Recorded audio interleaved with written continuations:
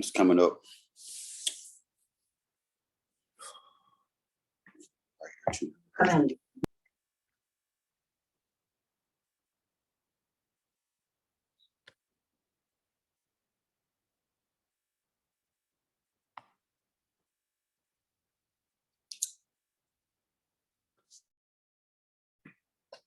All right, so we left off here with this example, and we went through and picked out all the signals, and we're going to do one more example.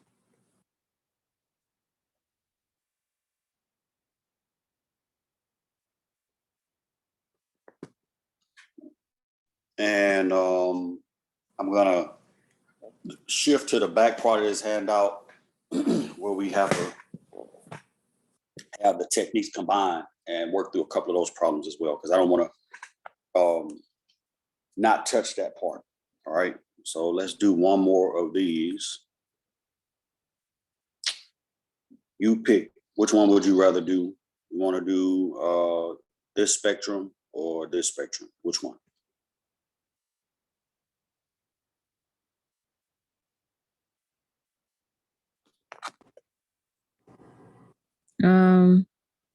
The second one. Last one. All right. Let me grab the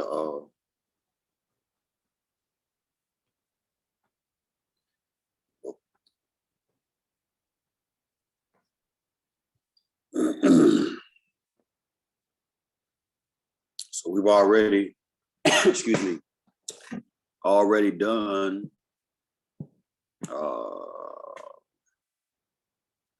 this one and this one. Only two left are 4 and 2, but obviously when we said what we said for 4 that you'll get 3 signals, this spectrum obviously has way more than 3 signals. So that's not, that can't be the spectrum for 4. You got 3 signals just in the aromatic region. So with this one,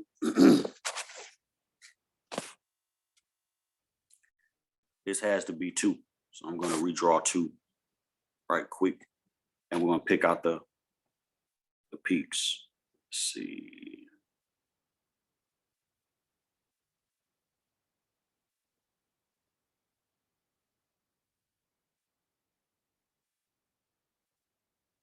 All right. Yep.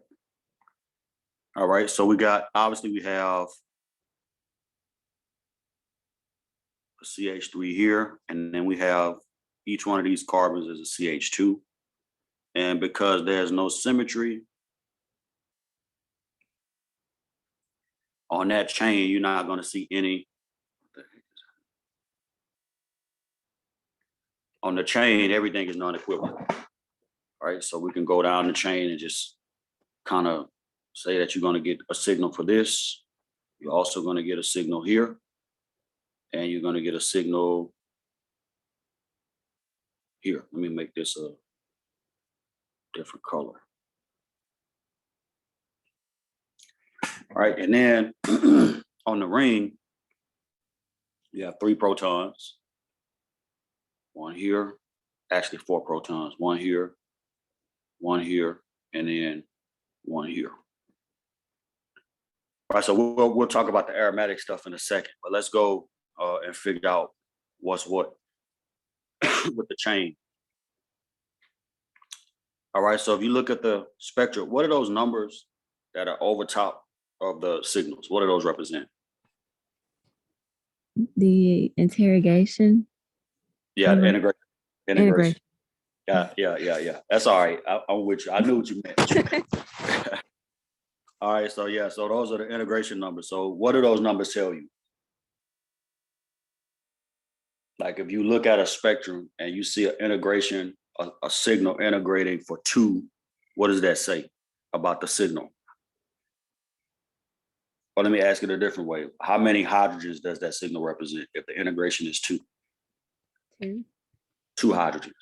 And if there are 2 hydrogens on the same carbon atom, right?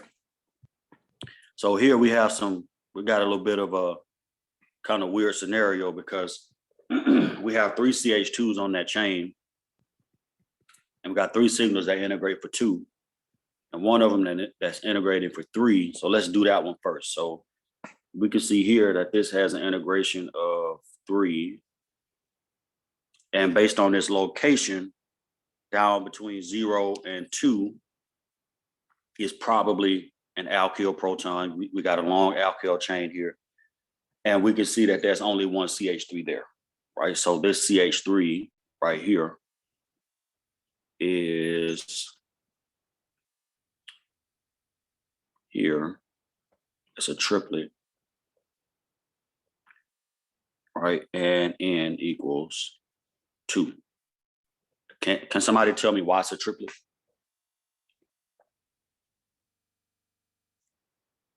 Is it because it has 2 neighboring protons and Yes. Which and ones? The 2 hydrogens to the left directly adjacent? Yes. Yes. The yellow, the ones highlighted in yellow. Yes. So those 2 protons are coupling with that methyl group. And so N is 2. So that's why it's a triplet. And it's located at about 0.9 parts per million. And again, the location is always going to be based on the environment of the proton, what's surrounding it. If it's in an electron-rich environment and alkyl chains are considered electron-rich, then it's going to be further upfield towards 0. If it's in an electron-poor environment, it's going to be further downfield, so away from 0. And downfield and upfield is very nuanced. If I go from 0.9 to 1.0, that's a downfield shift, even though it's only 0.1 parts per million. If I go from 0.9 to 0.85, that's a downfield, that's an upfield shift. So it's very nuanced when we say downfield and upfield. All right, let's start working our way down the chain. And before we look at the signals, what should the integration and splitting pattern be for the yellow protons, the ones highlighted in yellow? What should the integration be? Let me ask that. Because that's the, yes.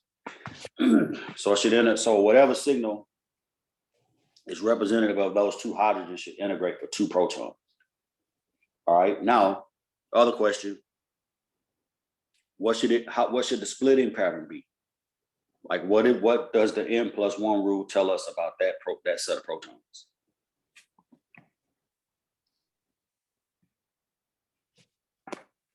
What is N for this set of protons?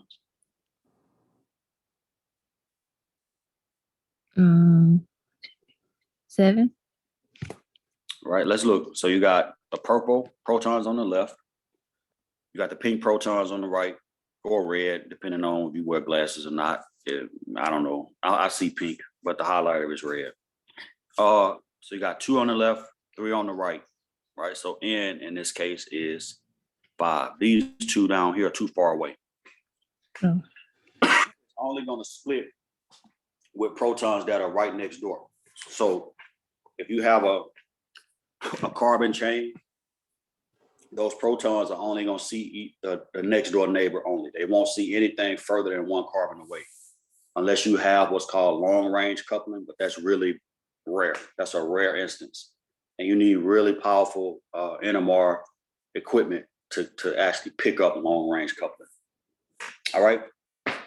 So N is 5. So N+1 is going to be 6. So this should be a sextet, somewhere between 0 and 2 because of its location on that chain, right? It's going to be somewhere between 0 and 2. So let's go up here and look. So we got 2 choices. We have a signal at 1.4 and one at 1.6. So what do we need to do? How are we going to know which one is a sextet?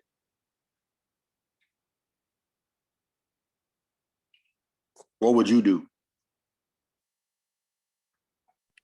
Count the number of signal. We can just count the lines, right? If we do that, let me make my highlighter a little smaller. We can see 1, 2, 3, 4, 5, 6 lines for that.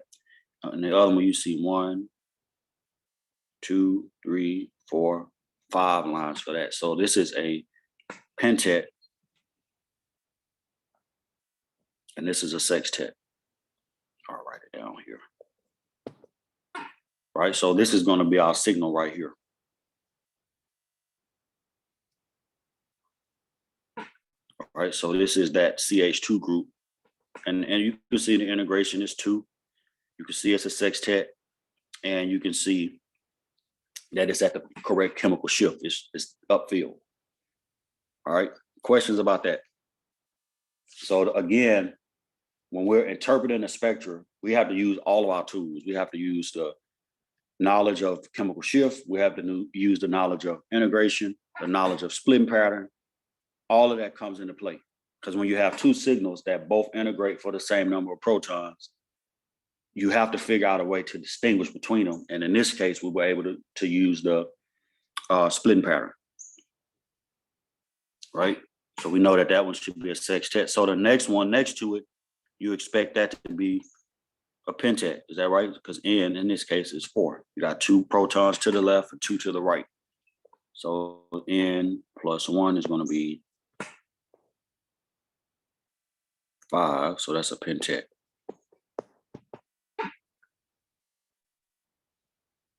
All right. So we know that that pentet at 1.6 is going to represent the purple set of protons. Hold up.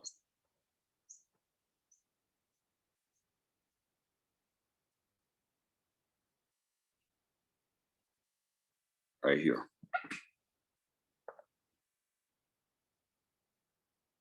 Right, and the chemical shift again matches, but you see, if you notice, the closer you get to the ring, the further downfield the signal is shifting. And that's a reason for that, is because the ring is actually deshielded. So if you have an aromatic ring attached somewhere as a substituent, that ring is going to be deshielded, just like an electronegative atom or functional group would be.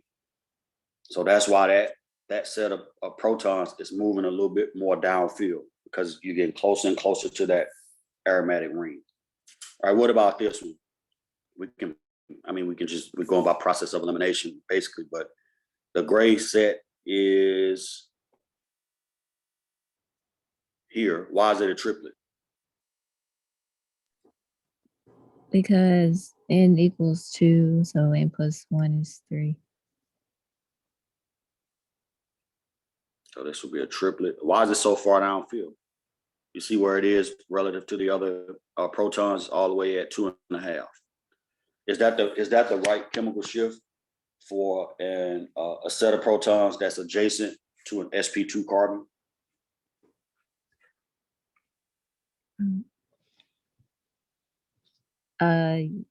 No.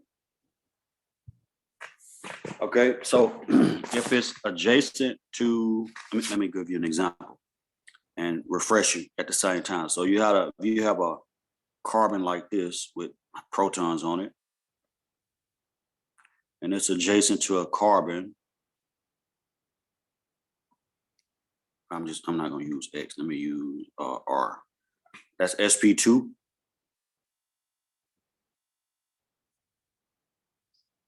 That's going to show up at between 2.5 and 3, actually about 2.5 and 3 or 3.5 parts per million, depending on what that functional group is.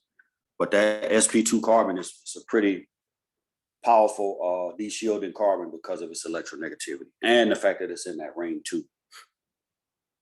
So the answer is yes, it's in the right spot. And that's how we could, if we didn't have any other information to tell it apart from the other triplet, that's how we could tell it apart, because it's closer to the ring and it's being deshielded by the sp2 carbon.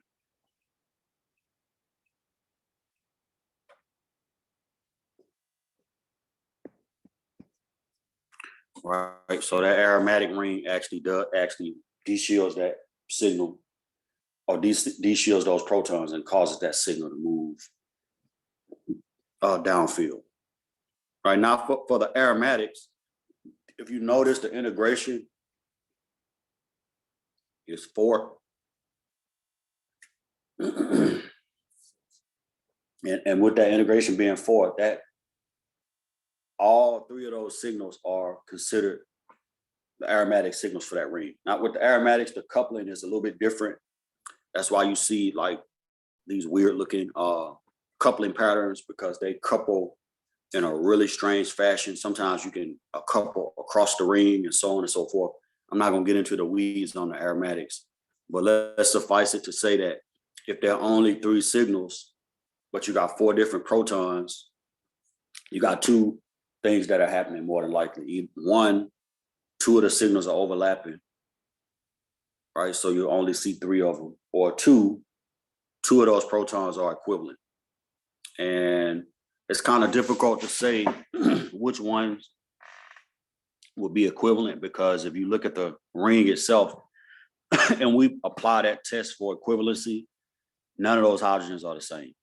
So it's more than likely that one of the signals is overlapping with the other. But the fact that all of these protons between 7 and 8.5 are aromatic is the point I would like to make, more so than how they couple, because that's a more advanced treatment of the signals. So suffice it to say that there are four protons here and there are four protons on the ring. So this whole aromatic system is represented by these signals, right? By these three signals. All right. And again, two of them more likely are overlapping, because you only see three signals, but you see four protons. Right? Questions about that? All right, let's look at the infrared right quick, and let's see if we can pick out some stretches. All right, so you see all of this gunk right here. What is that? Anybody? Is that the OH stretch? Well, there's no OH present here, but there is a alkyl chain, and it's that alkyl chain, that alkyl stretching. Remember, it's always jagged and ugly looking like that. And the longer the chain is, the more intense that stretching is going to be. So this is alkyl stretching. Right? And it's probably overlapping with your aromatic stretching, because remember, the aromatic stuff always shows up around here too, somewhere around 3,000. But you probably can't see it because of the alkyl stretching overlapping with it. But it's probably buried underneath there. And a lot of these stretches down here, these are other aromatic molecular motions like bending and twisting and things like that.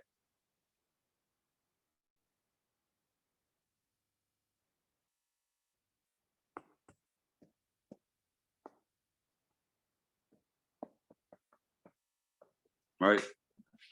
So with that being said, any questions about this before we move on a little bit further and start combining some of these methods? Unfortunately, we're not going to have time to do complex splitting. That's going to take some time, and I'd rather not try to compress that and squeeze that in. But I will send I'll have a video for it that I'll send out, and it's not that difficult to understand, but it's just going to take some time to explain. And I would much rather look at some other problems that combine the methods, as opposed to trying to squeeze in that one topic because I like it. I think we have a good enough grasp of NMR, having seen it in lab as well as here now. I think we should have a pretty decent grasp of it. Let's see, let's go to,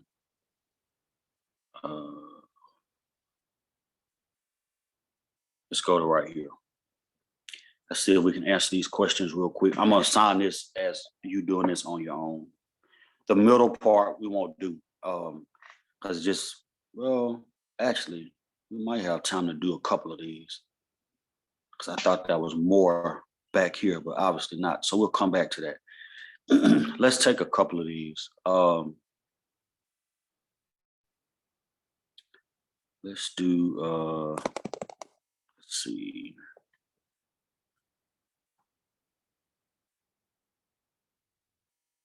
I want to do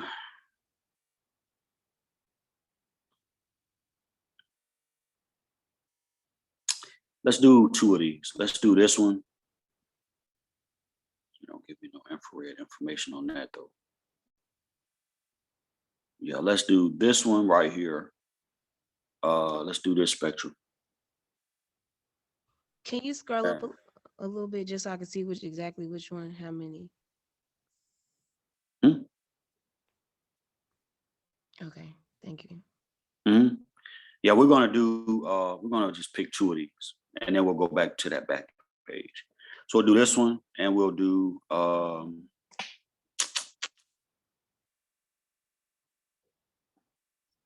let's do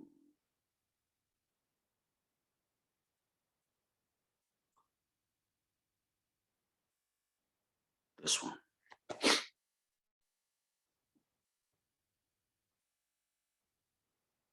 Let's do this one. And maybe we will have time to at least introduce complex splitting. All right. So if we look at this NMR, and we can see that there are multiple signals here. 1, 2, 3, 4, 5, 6 signals. I'll go ahead and give it away that the 2H is NH2. And just like the alcohol, it doesn't couple. And then the OH over here,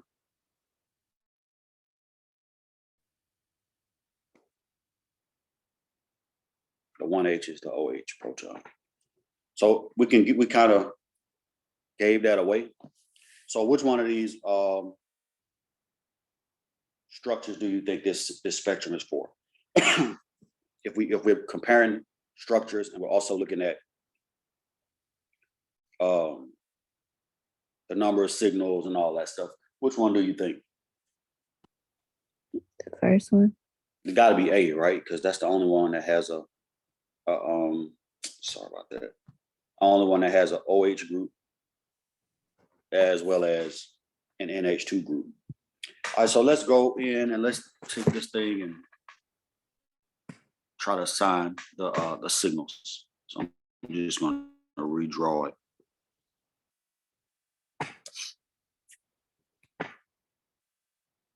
All right, so if you notice the OH is a chiral center, so I'm going to show that here. And got 2 hydrogens here, 1 here. You have an NH2 here, and then a CH3 here.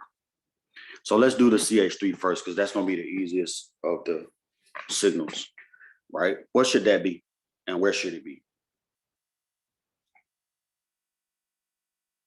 Give me the what first. Is it, when I say what, I mean what splitting pattern? Is it going to be a singlet, a doublet, triplet? Double? Oh, come on, don't be afraid. Yes, it should be a doublet. Okay, I was right. Yeah, doublet. It's a doublet. And N is 1. It only has one neighbor to the right, right here. So N is 1, so it should be a doublet. All right, and then location-wise, if we look on the spectrum, we can see a doublet down at 1. And look at the integration. It's integrating for 3 protons. All right, so we'll say that that's the signal for that. All right, the other signals are a little trickier, and all of them are integrating for 1 hydrogen, right? But we need to look at the splitting patterns because they are, 2 of them have what we call complex splitting patterns. So let me zoom out. Oh, all right. So let's take that 1 here that I have circled, right? That proton is on a chiral center, which doesn't affect how it gets split, but it affects how things around it split with it. So we'll talk about that. And actually, we're just going to do this example. Then we're going to go to the back because this is a good example. This allows us to talk about everything we need to talk about for complex splitting. So what is N for that proton?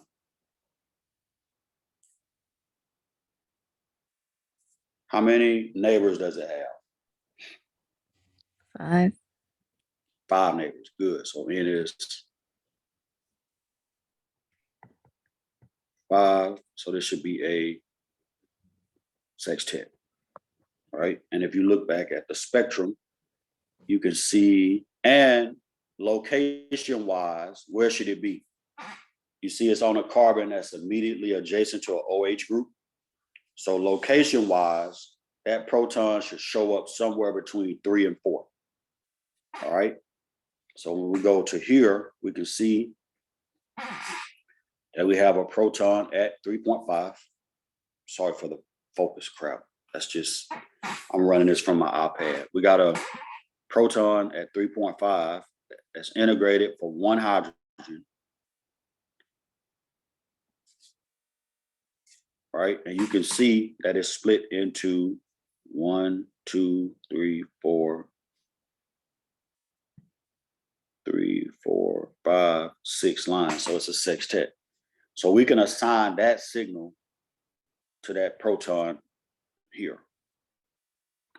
If it's when you have a proton that's adjacent to oxygen like that, or adjacent to an alcohol, it has a special name. We call it a carbonyl proton.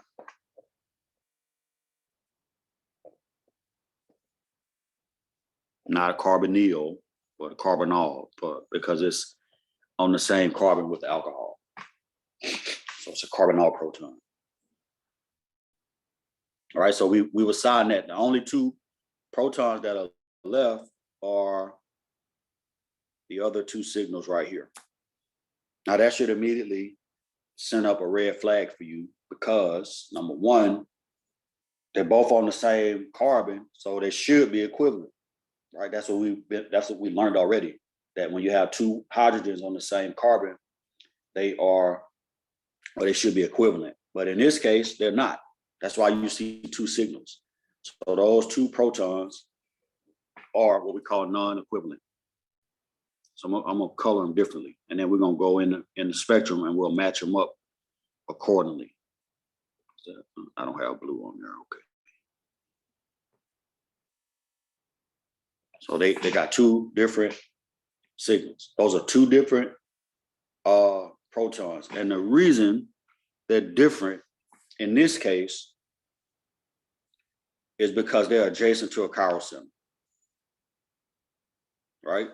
And so those protons being adjacent to a chiral center are what we call diastereotopic. And I'm gonna show you what that means. So if they're equivalent, we say they're homotopic, or if they're non-equivalent, we say heterotopic. So they are heterotopic, but they're even more specialized. We call them diastereotopic. And the reason for that is, let me show you. If I took that molecule and I drew it again, with this being OH, and I removed one of those protons,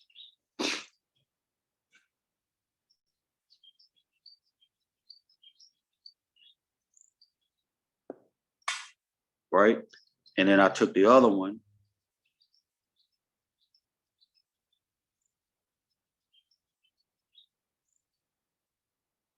and removed it and put a chlorine there. What I would generate is 2 diastereomers. These are diastereomers of one another.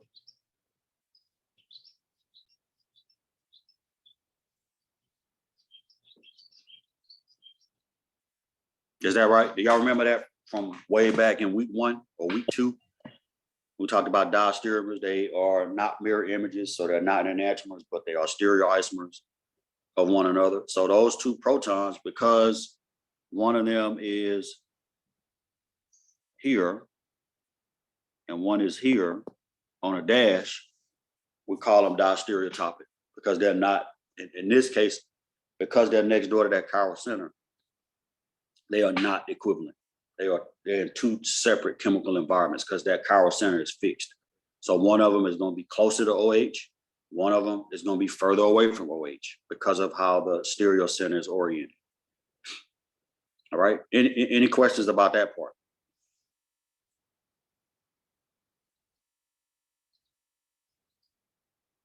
All right. So now let's look at the signals. And now this is the part that I'm not gonna say it's confusing, but I think we can figure it out. If you look at the signals, I know the resolution is not that great. Let's look at the one over here. What you'll notice is that that signal is 4 lines, but it's not a quartet. Right? A quartet would be 4 symmetrical lines like this, outside lines, inside lines, like that. But that's 4 lines and it's not a quartet. So this is a special type of signal. This is a signal, it's actually 2 doublets together. So it's a signal that we call a doublet of doublets. It's a doublet of doublets. Both of them are. All right. So let me show you how you get to that. The only time you see this type of complex splitting is if you have what's called multiple non-equivalence. In other words, where you have multiple protons around each other that are not the same. Now, sometimes you can look at like some of the examples we've done and say, well, these are all multiple non-equivalents too. But what happens is, unless there's some specialized case like this, where you have a chiral center present, or like an alkene or some other functional group, you do see the same type of coupling, but the splitting patterns many times overlap, and so those signals will merge. So you end up not seeing the complex part. All right. So this doublet of doublets, let's say that since it's upfield, it's the one that's pointed back. Right, this one, the pink. So let me go ahead and mark that. All right, or red, whatever it is. So let's see how it's a doublet of doublets, and then we're gonna move on to the next example at the back. All right, so that proton, because it's diastereotopic and because it is non-equivalent to the blue proton and the teal one, is going to actually split with both of them. All right, so you're going to see a splitting or coupling here. So that is going to be n equals 1. So n plus 1 is going to be 2. And you're going to see a coupling here between those two. So in that case, same thing. N is going to be 1.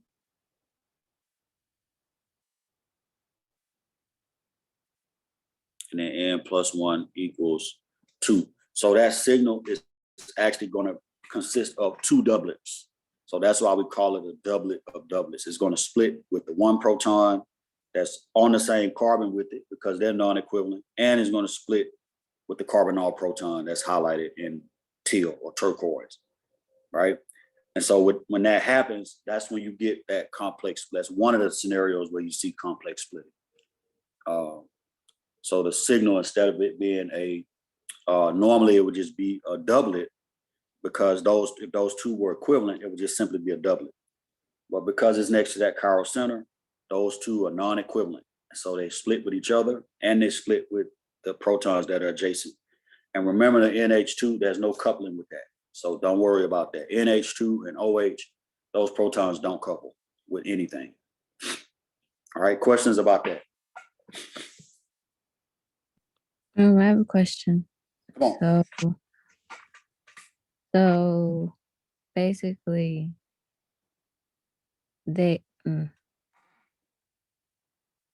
so basically for the signal, even though they're counted separately, they're still like, it's still 4 like lines. Yes. And if you notice, one of the things that you'll notice about that signal too, you can even see it here. You see that even though it's 4 lines, they don't look the same, right? 2 of them are the same height, and then the other 2 are roughly the same height. So you basically have that signal is two doublets, but because it's for the same proton, it's not going to be two doublets in two different locations. It's going to be in the same location, and it's just going to be split into that. The signal for that is just going to be split into a doublet of doublets. But that's why I understand the question you're asking. That's why it's in the same location, because without the coupling, it'll just be a single line, right? But because of the coupling, that line, that signal, that the line, which is the signal that represents those protons, is going to get split into four lines, but they're not going to be symmetrical because of the non-equivalence. That's a great question. I have another question. Go ahead. So how do you know which corresponds to which proton? Well, normally you would do a more specific NMR experiment called a nosy or cozy, because that way you can pick out what's connected to what and what's coupling with what more directly. But here we just assign that because that's the one that's pointed away from OH. See how we assign it to the back one, and the OH is pointing forward. So the one in the hydrogen that's on the wedge is closer to OH. So I'm just saying, I'm making an assumption that that one is going to be more de-shielded than the other one that's pointed away from. Which one? You see the one on the wedge? Mm-hmm. The hydrogen on the wedge, I'm making the assumption that because it's on the same side with oxygen, Mm-hmm. that it's going to be this signal that's further downfield. Let me see what color it is. It's blue. That's going to be that signal right there. So that's the wedged hydrogen. Okay. Because it's closer to oxygen, and with oxygen being more electronegative, I'm making the assumption that would make that more de-shielded and push it further downfield.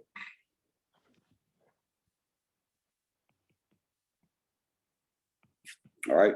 Other questions about that? All right. I'm gonna send a really good video on that too after class to reinforce it. But let's go down here. Let's see if we can work through. Go ahead. So that's all we do for that problem, right? Like, so we're done, right? Yeah, because we've already assigned all the pieces. The only other part is the infrared, but you can see here that this is the OH stretch, and then adjacent to it is the NH stretch, like right next to it. All right. Thank you. Here. Mm-hmm.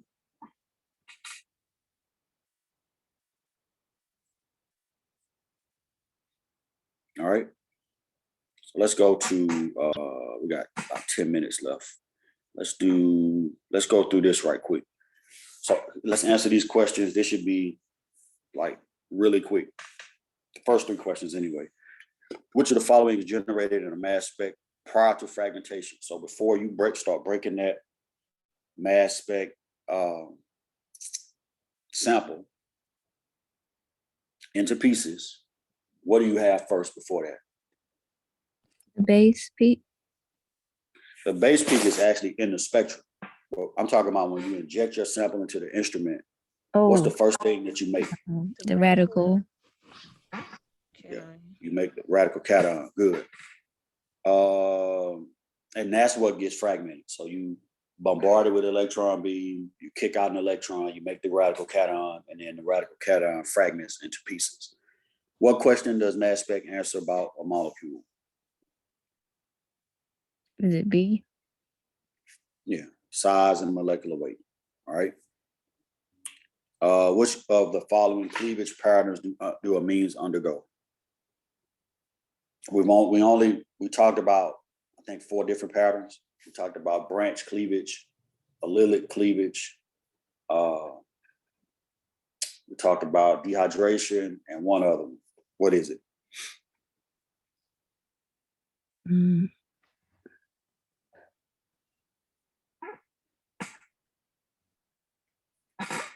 B. It's alpha cleavage. I was gonna say C. I was gonna. You should have.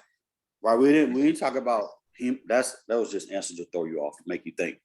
But yeah, we never talked about hemolytic or homolytic. Heterolytic cleavage is something different.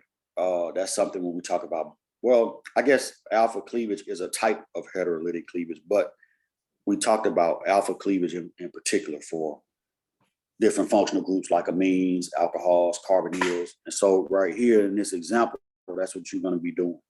So I want you to do this on your own. And that's to break this up into the fragments, into the alpha cleavage fragments, right? So find the functional group, break the bond adjacent to it, and then draw the fragments. All right, let's do the last question here. And let's see what we remember from infrared. All right, so it says choose an absorption value that matches the indicated functional group shown. So let's start here. Where does the OH stretch show up in the infrared spectrum?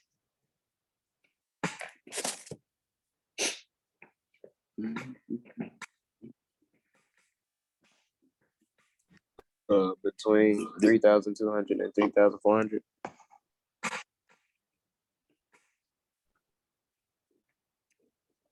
Yes. All right. What about a CO sigma bond stretch? These are your choices up here.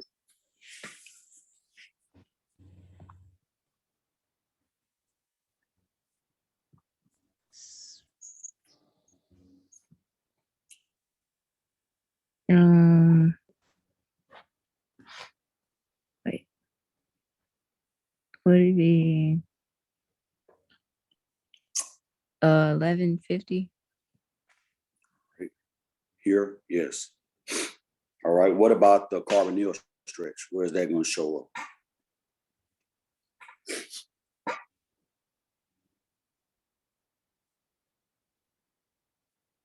Would it be 1700? Yes, so the carbonyl show up anywhere between 16 and 1800. Unfortunately, so do alkenes.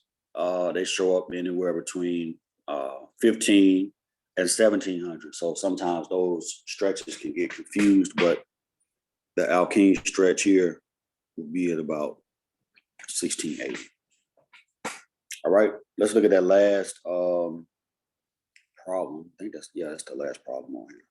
Let's look at that real quick. It says calculate the molecular weight of each of the following molecules, give the values of n+1 and or n+2, if applicable, and then give the fragments you would expect from each of the following molecules if they're subjected to mass spec. So let's just do this one here.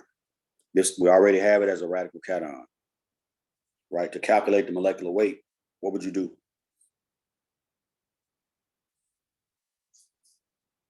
Add up all the atoms. Got 4 carbons, 1 oxygen, that's 48, and 16 is 64. And then you got 3, 6, that's 70, and 2, that's 72. This molecule, 72 grams per mole. All right. So that means that whatever fragment you make, whatever 2 fragments you make, have to add up to 72. All right. What would you do here? How would you break this apart? You have a ketone functional group. What would you do? Would you break the bonds like beside that carbon, like adjacent to the carbon? The Like here? ketone carbon, yeah. Or not the ketone carbonyl. Yeah. Yeah. You break there, and then you could also fragment on the other side. So you basically get 4 fragments from that. All right. So you could fragment either side. So if you fragment on the left, you're going to get a CH3 and a carbonyl that looks like that.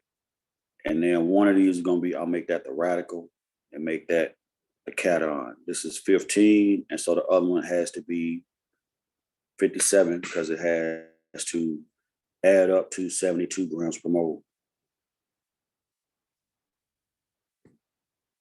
All right. And then with the other fragmentation, you would have this as a fragment.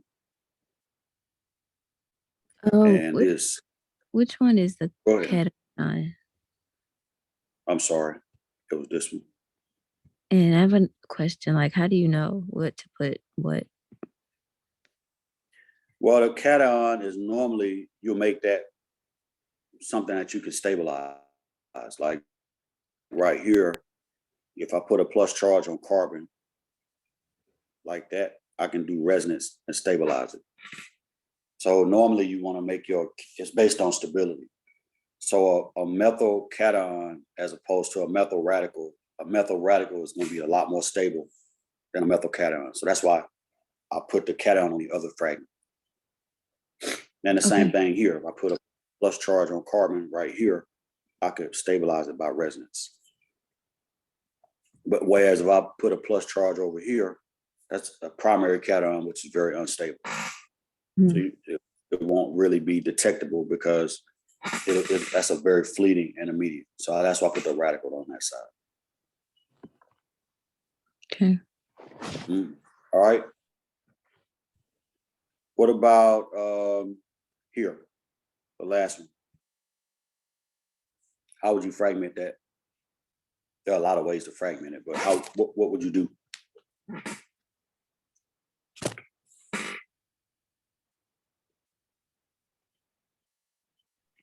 Would you break or cleave the Here? bonds? Yeah. And here? Yes. So you can do alpha cleavage on that. You'll get two fragments. Rosie, and if you click on, and you need to calculate the molecular weight for it so you can match the fragments up. All right. All right, we're going to stop here. I hate that we don't have class Friday because that's really, or Monday, that's really throwing a monkey wrench in everything, but it is what it is. So I hope you enjoy your break. I'm going to work on tabulating the grades between tonight and tomorrow, like I said earlier, and we'll just go from there. I have a question. All right, any questions? I have a Go quick ahead. question. So when you're doing alpha, Go ahead. can you hear me? Yes. Oh, okay. So when you're doing alpha cleavage and you have two functional groups, which one do you use? You can use both. Oh, okay. So you'll just get more fragments. All right. Thank you. Great question.